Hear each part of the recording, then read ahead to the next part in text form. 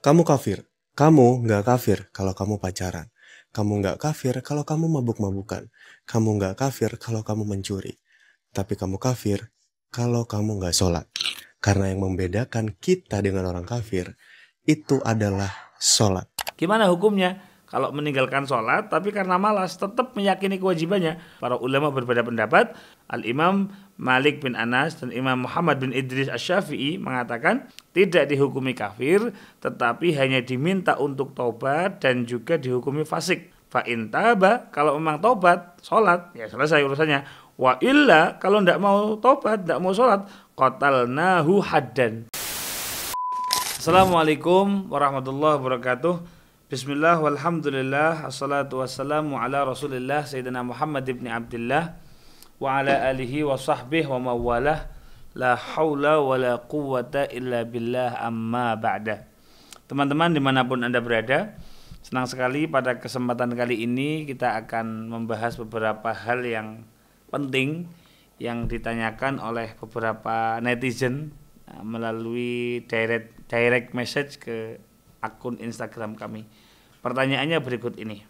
Kamu kafir. Kamu nggak kafir kalau kamu pacaran. Kamu nggak kafir kalau kamu mabuk-mabukan.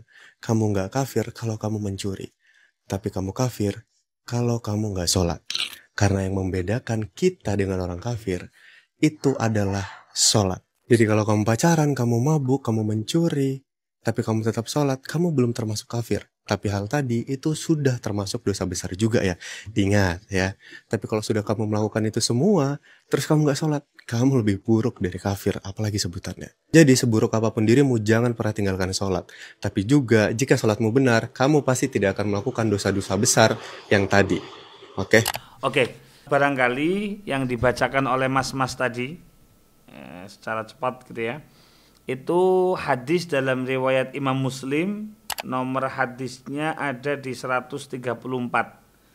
Bahwasanya haddasana Yahya bin Yahya At-Tamimi wa Utsman bin Abi Syaibah kilahuma an Jarir qala Yahya akhbarana Jarir anil A'mas an Abi Sufyan qala sami'tu Jabiran yaqul sami'tu Nabiyya sallallahu alaihi wasallam yaqul inna bainar rajuli wa baina syirki wal kufri tarkas shalah.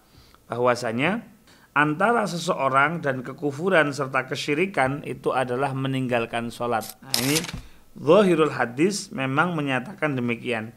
Tetapi apakah hukumnya demikian? Nah, teman-teman bisa melihat di syarahnya. Kalau kitab yang kami miliki di juz pertama halaman 348. Di sana dikatakan amma tarikus shalah.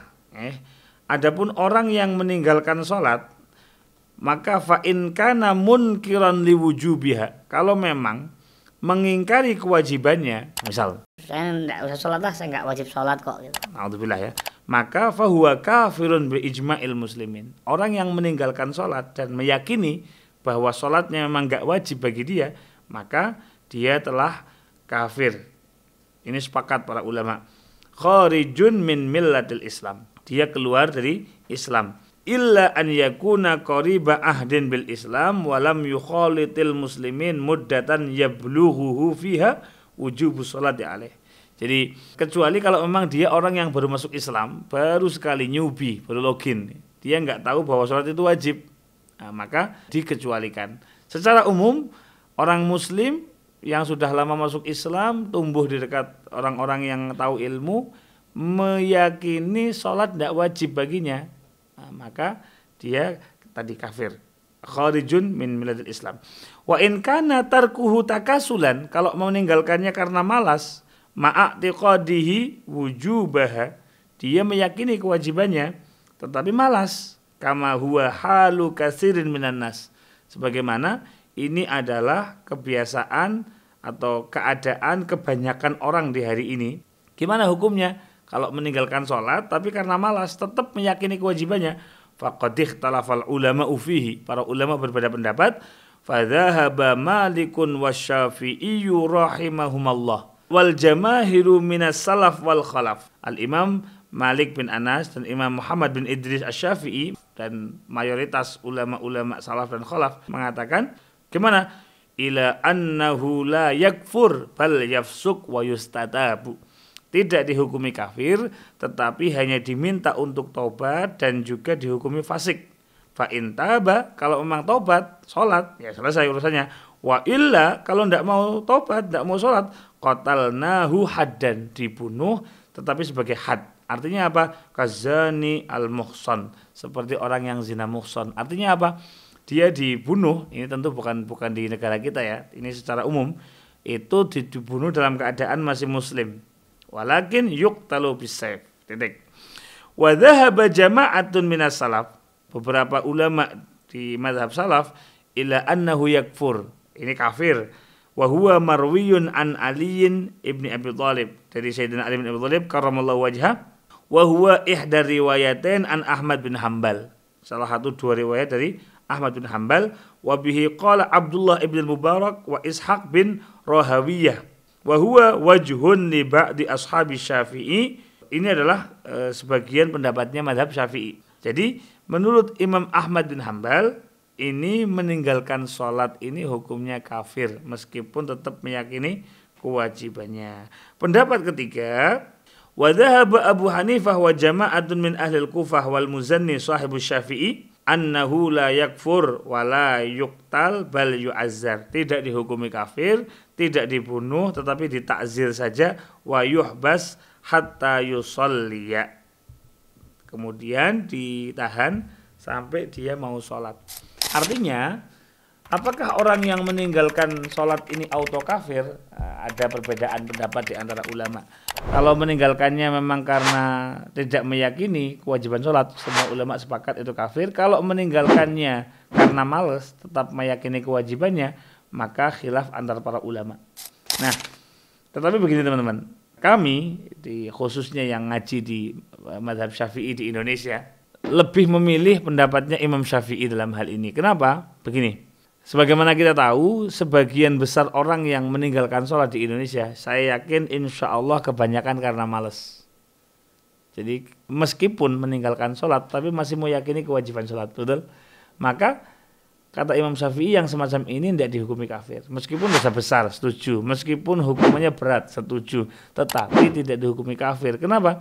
Kalau kita mengikuti pendapatnya Imam Ahmad bin Hanbal dan kemudian kita konsisten dengan itu, sebagaimana dikatakan Pak Polisi tadi ya, nanti konsekuensinya sangat banyak. Sebentar lagi kita mau Idul Adha, ya, oke? Maka kalau orang yang meninggalkan salat auto kafir, maka sembelihannya orang yang meninggalkan salat nggak sah juga. Konsekuensinya begitu. Kalau kita ikut Imam Syafi'i, pendapatnya Imam Syafi'i, maka sembelihannya masih sah. Karena orang yang meninggalkan sholat karena malas, itu masih dihukumi muslim. Ini sesuai dengan apa yang disabdakan oleh Nabi Muhammad SAW dalam kitab yang berjudul Al-Fiqhul Islami wa Adilatuh. Ya. Di bab tentang Adz-Dzabaih, Al-Imam Dr. Wahbah Zuhaili. Ya. Beliau membawakan satu riwayat wa hadisus salat As-Sadusi, bahwasanya dzabihatul muslim halalun, sembelihannya orang yang muslim itu halal. Kemudian dzakarasmallahi aw lam yadhkur, kata Nabi, dia menyebut nama Allah ataupun tidak menyebut nama Allah. Teman-teman bisa melihat di hadis mursal rawahu Abu Dawud fil marasil. Wa yadhkuruhul fuqaha'u bilafdhin gharib. Ada juga riwayat yang gharib, al-muslimu yadhbahu ala ismillahi ta'ala, orang muslim ini menyembelih atas nama Allah. Sama aw lam yusammi, baik dia membaca bismillah atau tidak membaca bismillah. Artinya apa? Orang muslim ini sembelihannya sah. Nah, maka nanti dibahas ya secara detail, sembelihannya orang kafir itu tidak sah. Orang murtad juga tidak sah. Orang musyrik juga tidak sah. Artinya apa? Kalau kita kekeh dengan pendapat bahwa orang meninggalkan sholat auto kafir, nanti sembelihannya nggak sah begitu. Nah, Nabi melanjutkan, wasa'ala rajulun an-nabiyya sallallahu alaihi wasallam, ya Rasulullah, ar-rajulu minna yadhbah. Salah seorang di antara kami menyembelih, wa yansa an yusammiyallaha, tetapi lupa tidak membaca bismillah. Qala ismullahi ala kulli muslim. Nama Allah itu sudah pada setiap orang muslim. Bisa dilihat pada kitab Al-Bada'i' Ada juga di kitab Ad-Darul Mukhtar. Riwayatnya ada lagi wa fil lafdhin ala fammi kulli muslimin au ismullahi fi qalbi kulli muslimin. Ala kulli hal seperti itu. Jadi saran saya kalau mau memahami hadis begitu ya, jangan langsung tekstual mentah-mentah lihat matanya, tapi lihat juga syarah dan penjelasan para ulama mengenai hadis itu. Kenapa? Sekali kita salah memahami maksudnya, muradnya, itu nanti dampaknya bisa kemana-mana. Semoga menjadi ilmu yang bermanfaat dan yang paling penting kita akan menjadi manusia yang semakin bijaksana. Assalamualaikum warahmatullahi wabarakatuh.